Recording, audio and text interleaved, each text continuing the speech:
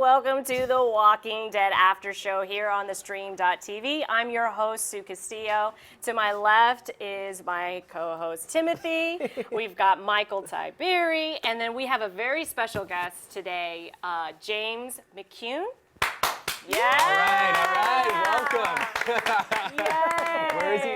There's the live studio audience. Yeah, if you're not really, if it's been that long and you're not sure, but James played the character of Jimmy from Herschel's Farm. I don't know if you guys remember that. Don't act like they would have known who that was if it had been now that the show was coming out. Nobody knew who Jimmy was. Oh, I think everybody. Was Jimmy in the comics? No. I was kind of a combo, I think, of a few different characters. Because there was like, there's Billy.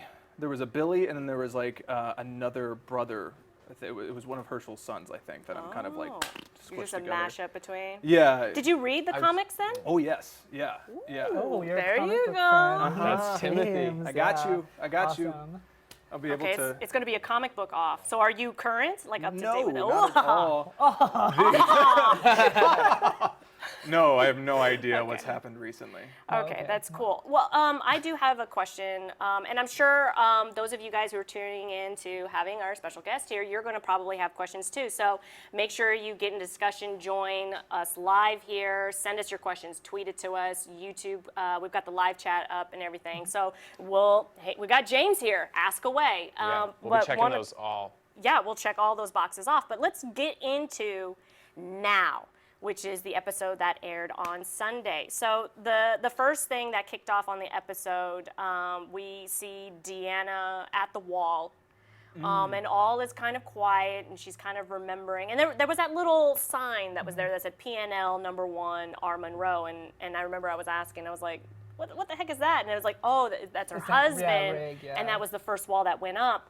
And then we hear, Rick yelling, open the gate, and bringing a whole party uninvited with him. So, I mean, we're just not going to talk about how Rick got out of the RV. Yeah, that was never addressed. He just all of a sudden wasn't in the RV. I mean, I think he just ran for his life. I mean, But what do you mean he ran? Like, they were everywhere. I mean, it's Rick, though. You know Rick's good at anything. It's just not fair. Like, I would not have that wherewithal. That's not fair. Yeah. Like, I would not have that wherewithal to get out of that RV. However he did it. I think my had favorite to part be of that whole spectacular. him running away from, like, the zombie horde behind him was he had to do, like, this whole running into that one zombie and then falling down. I was like, he didn't have just, like, ran around him or something. Yeah, he American You're so Gladiator. dramatic, Rick. Yeah. Yeah, he American Gladiator right through a couple of them, and good thing Michonne and Maggie and Morgan were there, and then we see Rick, talking to the whole group about being quiet. That cracked me up. That was super funny. Yeah. We gotta not say a word. They shouldn't hear us at all, because if they hear us, like as loud as you can. Right, because the walkers. Yeah, and then later. He's like, we gotta stay out of sight. Turn your lights off. And then he stands on top of the fence. And is like, bad news. Like, he might as well have had a megaphone. The least subtle person. I love him, but ooh. Yeah, so he has that nice little meeting with the Alexandrians again, talking about like the safety, and then we have Aaron stepping up for Rick, because all the Alexandrians is like, listen, we've been listening to you coming up with these plans, and it's just we're seeing a lot of people dying, our people, not yours necessarily, but ours, and I don't think we really want to listen to you. And then Aaron steps up, and he has that moment where he admits, like, you know what, the wolves came because of me. It's my fault, and that was just kind of like, I'm going to give it to Aaron. Like, I really loved Aaron, that he was big enough person to go up in front of everybody and swallow that hard pill and take responsibility. I think it says a lot about his character and the honesty of his character, especially when there's so many characters on this show that are such sleazeballs, like Father Gabriel and Spencer. Ooh, yeah. So And Jimmy. Spencer. I'm kidding. Yeah. He was a rotten egg He right was off the chicken. terrible, right? Yeah, ooh, goodness. He had opinions. You saw him on camera once He had in opinions. 10 episodes. He had opinions. And then we've got Spencer. Okay, so then we've got, after that whole meeting with Rick and everybody, we've got and it was only Alexandrians. It was nobody from Rick's group that tried to raid the pantry. No Right. manners. None, no home training. No. Mama didn't know what she was doing. Yeah, none.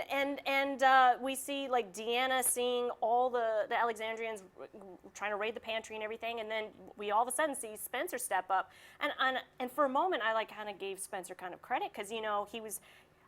Like, come on, what is with the Alexandrians? Can we just be honest about, like, you can kind of tell who's a dirtbag by the names that they have? Like, I completely agree with you. They're like Mom had him was like, I'm gonna give you something crappy. Everyone knows how much I don't appreciate you as a kid. They introduce another new character. Who are these new faces that are coming in? All these Alexandrians that they're bringing in. I feel like tons of new faces, and we're not addressing the old problems from the last episode, but it's like, here's 5 new people that are just, we've never heard of before. I think you said Pink Shirt, Bruce, like, Yeah. what other names can we give them? I'm We'll sure just Pink give them Shirt names. was Trent. I mean, we're just going to pick whatever kind of Your name troublesome. is Trent.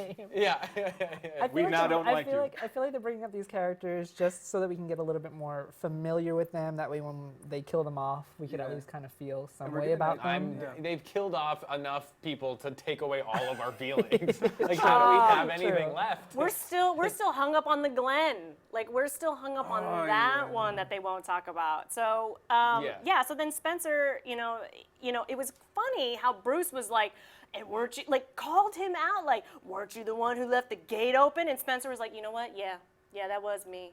But I was also the one who sniped that truck. You remember that? Like, I was like, yes, Spencer, speak up I for wish yourself. the conversation was that intense. I wish it was, but it wasn't. I don't think Spence is hood enough for that. But he called him out, and then we have, Aaron really dealing with the fallout of, the Alexandrians, the people who went on the mission with Rick, and then we see the Alexandrians writing the in memoriam on the wall of all the people that were lost. Yeah, I was wondering if that was like, here's our fallen, or if it was here's who's not returned yet, or something. Well, that's interesting that you bring that up because I was looking at the names on the wall and Rig wasn't there.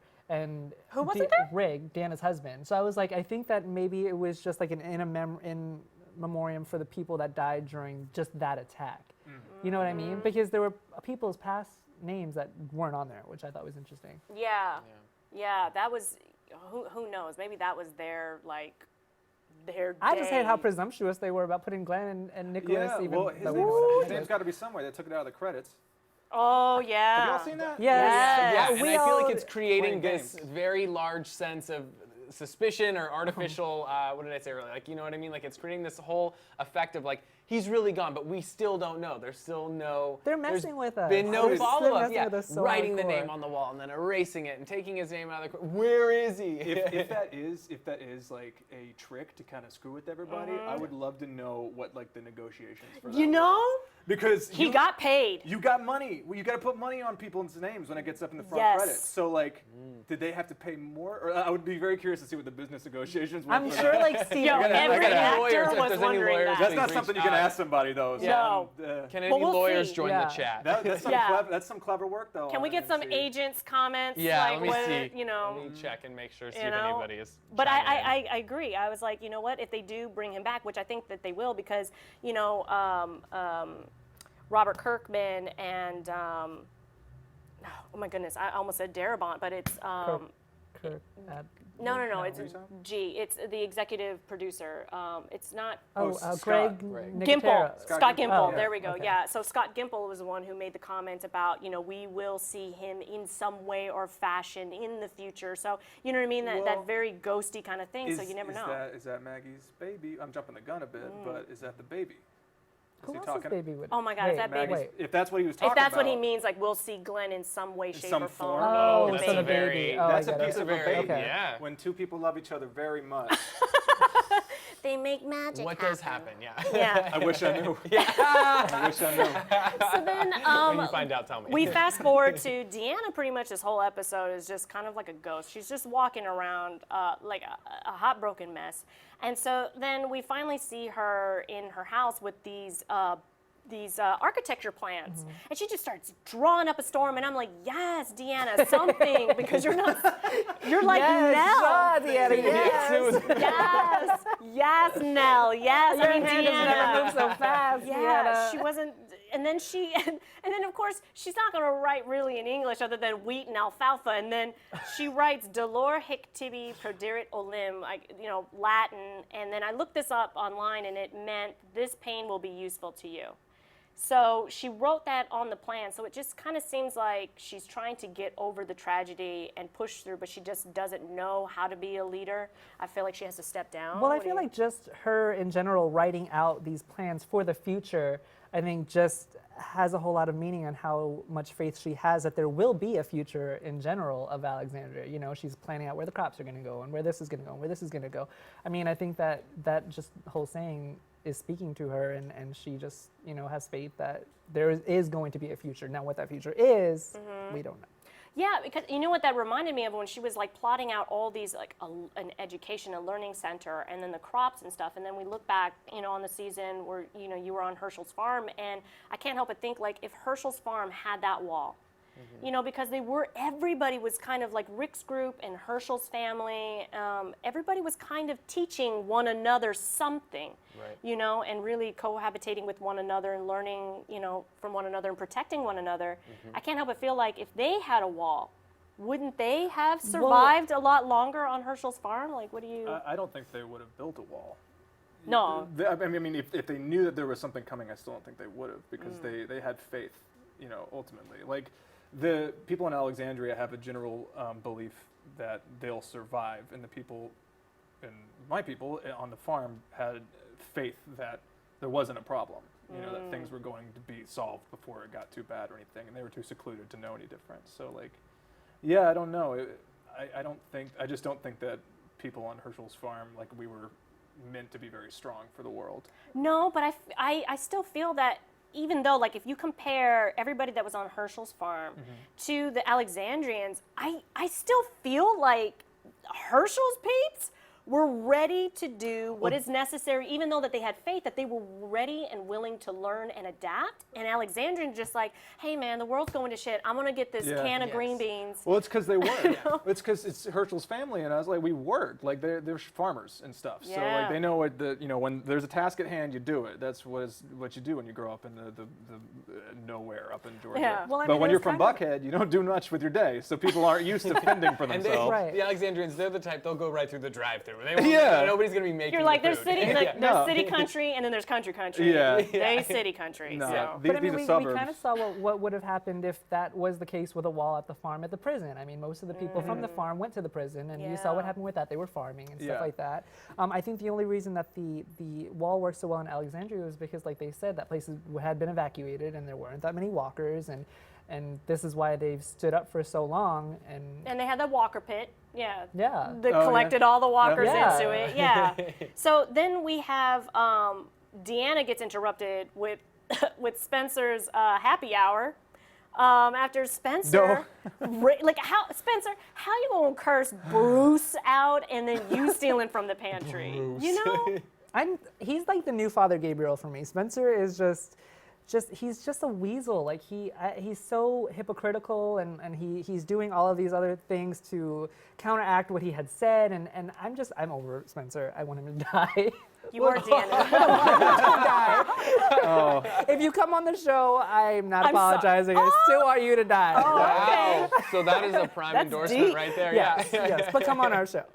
Join us, please. But that's a deep resentment, because what Spencer said, like, man, I had one of those moments where, like, you know what, I really don't believe you a Southern boy, because Spencer said to his mom, you made us this way. What happened to Dad and Aiden, that's on you. Now, I mean, in that moment, I really thought Deanna was going to smack Spencer And right she in the should've. mouth. She should She have. is too old. She can't even move her hand that fast. No, you never too old. My mom is ready She and was willing. a bottle fine. So that's true. Yeah, that's exactly. True. Great That girl knows how to work a That's bottle. true. She I mean, in the wrong place, granted, but she did Yeah, it. I mean, Yeah. she couldn't reach that high. Yeah. Well, she reached. There But was was some he force. wrong, Spencer? No, I don't think so. I think you have a good point. I don't think that he was wrong, and I think that's what Rick was trying to tell her this entire time, was that you people are not ready, and they weren't, and you're absolutely right. What's interesting is that this group is like happening upon realizations that Rick's group happened upon about like season 2. You know, like we're seeing this. I mean, Jessie even gives us, again, I'm jumping the gun, sorry, but Jessie gives a speech later on where she's like, "This is how stuff is now," which is a soliloquy we've heard 8 times. Yeah. And, so I mean, it's like they're all kind of forming all the logical assessments about the world and stuff, and they're having the same arguments that we've seen before. So, which isn't lazy writing. I think that's just how people work. Right, like it's coming full circle. Yeah. You know, it's almost like like when you have the seniors and then you have the freshmen coming in. You know what I mean? So there's that kind of somewhat overlap, and it's like, listen, guys, you'll be fine. All right, you just work hard and everything. And the freshmen are just like, no, everything is hell. You know, I feel like that's like what you're saying. So it's not lazy writing. It's like full circle. We have Rick's group and what they all endured and what they came through, and now Alexandrians are having to like crash course this in the hardest way. So. All right, guys, that's the first half of the Walking Dead after show. We're going to go to commercial break. Make sure to stay tuned. Join in after the commercial. Send us your comments, and we'll be right back.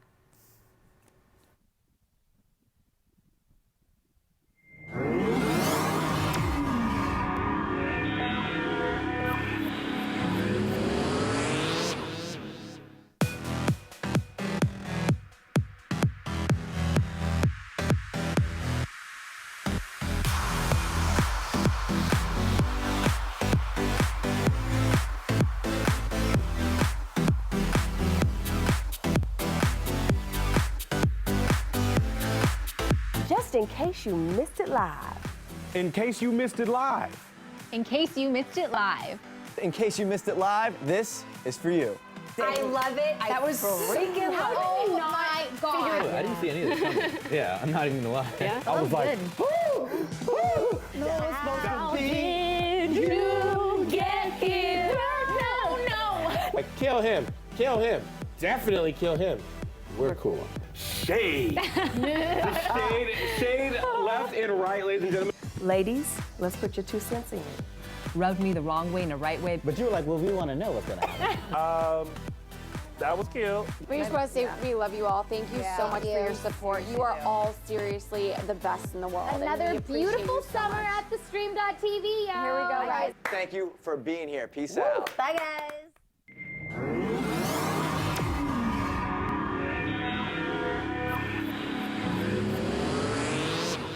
That boy just wanted to sit on a fence and eat some water crackers. I understand that need. Welcome back to the Walking Dead after show, guys. Okay, so we're just going to jump right in because we've got so much to talk about. So let's talk about Carl and Ron getting into that fight. Yeah. That was the most hilarious fight I have ever seen in my life. It brought back a lot of anxiety to me over my elementary school days. Yeah. Where I was having growing pains. I don't know what to do with my hands.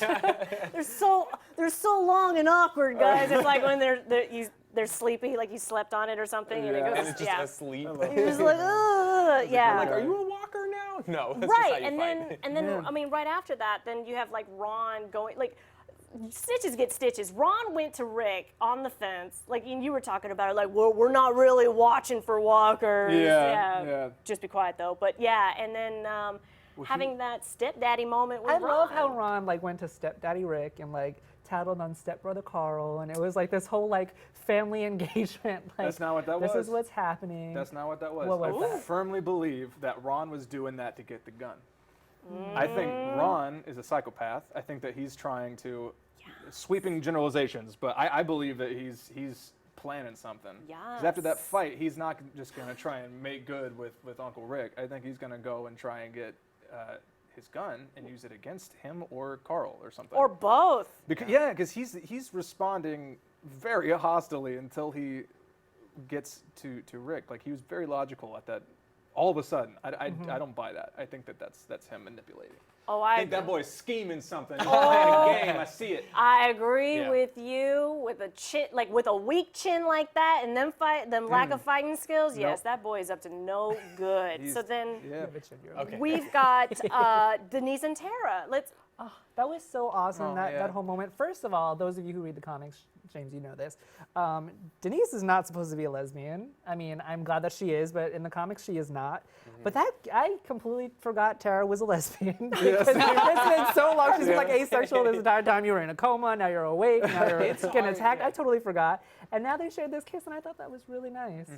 I thought that was really nice. Yeah, it came out of nowhere. I was not expecting it. Right? Because like the conversation they had before was not in any way flirtatious. It was like, here's your book, don't being sad's dumb, and then like walked out. She's like, you know what that means. Yeah. When you play hard talk. to, it's when you play hard to get. Yeah, that's pillow talk. I don't know what I you're need to get updated. It's hard to get, I think, romantic in this world that they live in. It's not the most welcoming to all those feelings. Yeah. Like you meet somebody and they could be gone tomorrow, so don't get too attached. Yeah, and that was insane. But I mean, for me, I agree because for me, I love like we didn't see Aaron and his partner's character, talking. And I mentioned this to you, like when Aaron was going on these looking for survivors and stuff like that, he had his partner that they looked for survivors together. So they were always together. And then when he got hurt and they were separated and they got reunited again, he was like, I'm not leaving his side. And it's just kind of like that kind of fell off. I wish they would bring that partner back. And now they're introducing Tara and now Denise and that dynamic. And I love that representation on TV, but part of me was a little bit offended with the fact that Denise kissed her, and then Tara was like, "What is this?" or something, or "What is that?" or something, and then Denise said something like, "Oh, it's the end of the world," and then it just sucks being scared, and I'm like, "Oh, is that why?" You switch, like, because you said she's straight in the comics, but I'm like, is that why you switching teams? Because it's the end of the world. I don't think it was like that at And all. you gotta live a little. Oh yeah, I didn't think about that. And X, being Y, and Z scared before I sucks. go. Why not? And then I thought about when you were saying about this, like, oh, you didn't see it that way. And then I thought about being scared sucks, meaning maybe it took the end of the world for her to come out of the closet. Exactly. And so. Right. You didn't say it, sugar. That's but exactly that's exactly what I was gonna say with when you brought this point up, is that it took her all of this just to come out of the closet, and then at the same time, that kiss represents her not wanting to be alone, and being alone, you're scared all the time. So I think that meaning has a lot.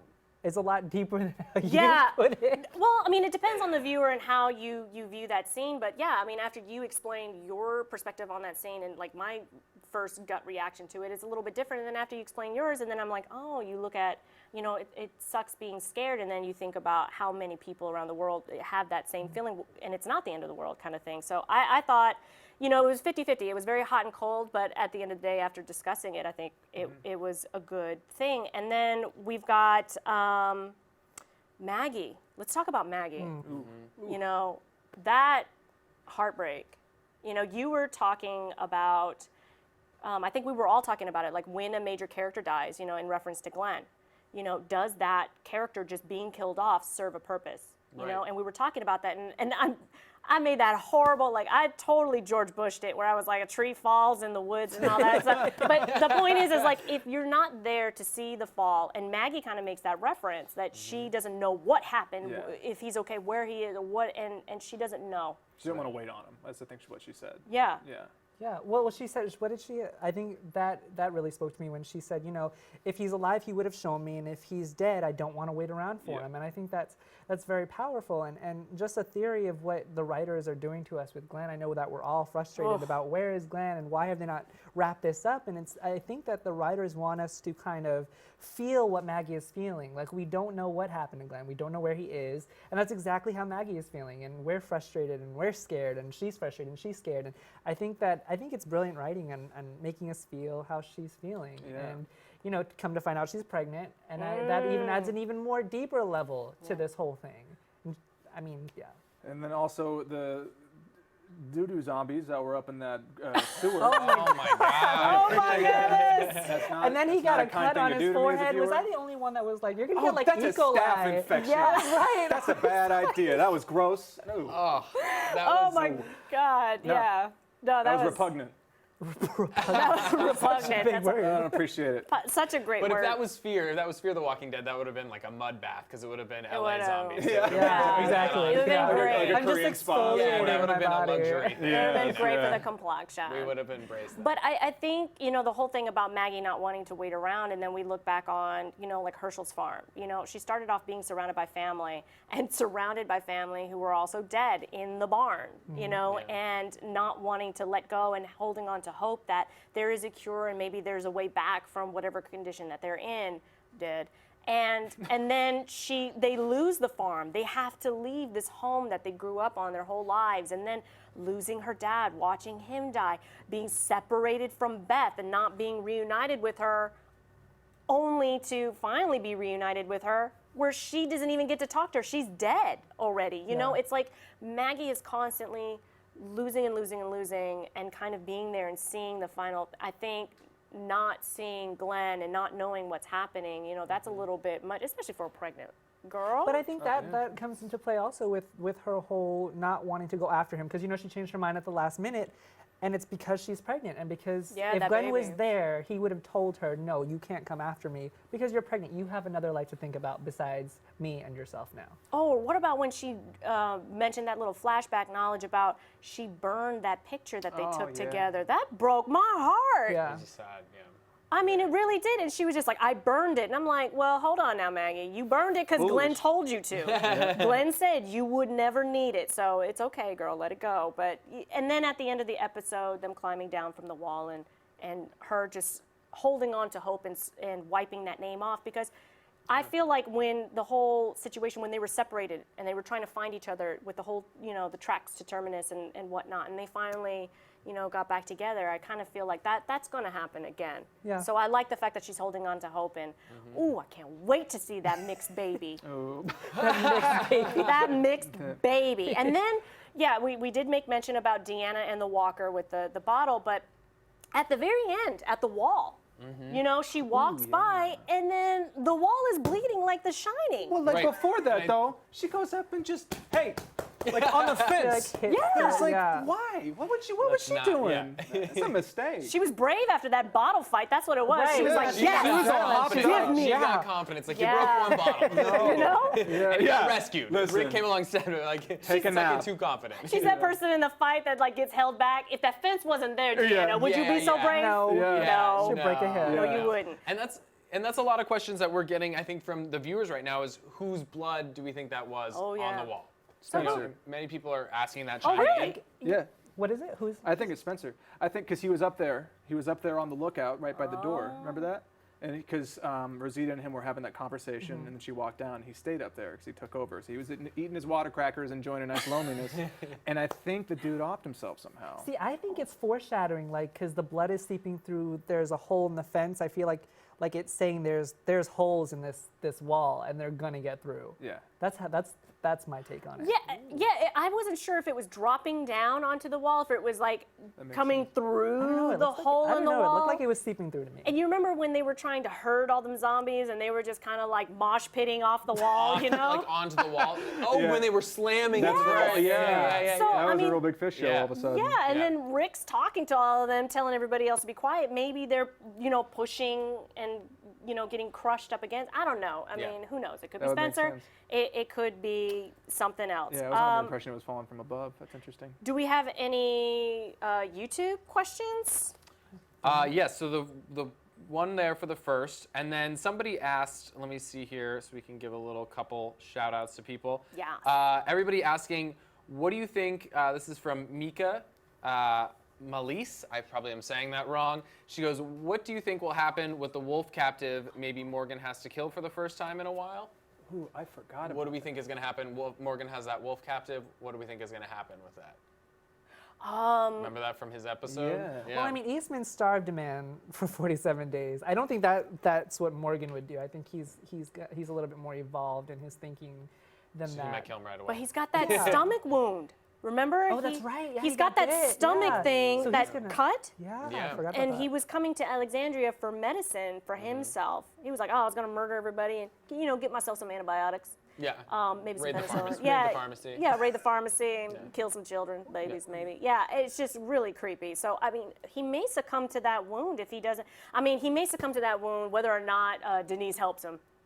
She ain't that great a doctor. Maybe Hot he's damn. gonna succumb to the wound and then The wound. That is, I'm in Maggie dear mentality Freud, right now. we have a question. Maybe he's gonna succumb to the wound and then become a walker, and then he's gonna somehow get out and then cause some chaos inside of Alexandria. Yeah, honestly, I don't agree I- with Morgan's views about like not killing at this point. I That would mean, be- I that'd be a think good we're all on the lesson same for him. page. I think, on that one. there'll be some sort of Yeah. escape there. So then we have another question from our friends over at undeadwalking.com, and this question comes from Keelan Jackson on Facebook. And Keelan asks, do you think Ron told on Carl and wanted to learn how to shoot in order to get revenge on Carl for his relationship with Enid? And you had mentioned, like, he's a psychopath. Yeah. Yeah. Boy's crazy. Boy's crazy. Keelan, I agree with James, not just because he was on the show and has firsthand knowledge, but I agree with that. He has that weak chin. That You're is- stuck on You that. are real prejudiced You against are weak chin. I am. Yeah. Well, my That dad. is- My dad says good fighters have a strong chin, but yeah, he kind of has a weak chin. No, I don't trust Ron at all. No. Because I mean, when he walked in on his mom, killing that wolf in the kitchen, he just kind of stood there. And then what happened after that? He didn't talk to mom. He didn't wonder where his brother was. If his brother was he didn't really care at all. Yeah, wasn't there a moment where Rick was like, "You've never seen it before"? Like when he got up to the top of the fence and he looked down, he was like, "You've never seen this before, have you?" And I think I wouldn't be surprised if Rick noticed something first of all, because his reaction wasn't like, "Whoa," if he had never seen it. If it were me, if that were the first time I had seen that kind of thing, it would have just completely boggled my brain. Like. But it wasn't. He was just Remember, fine. He snuck out and followed the Rick. pit. You're right, So that's he it. saw the pit. So I mean, why was like, you ain't never seen, Rick, Oh, you ain't yeah. never seen this before. Like Rick, he did. Like, But then we also have to think about Ron's past, and if he does wind up being a psychopath, do we look at it and go, well, maybe it was because he was abused by his father? Like, do we Probably. think that, right? I mean, do we think that Rick coming into this role and trying to, take over his father's space is doing something mentally to his head? I mean, there's all kinds of thought processes we can so true. talk Easy. about. If I had Porch Dig Pete and Jesse for my parents, I'd be not a a psychopath.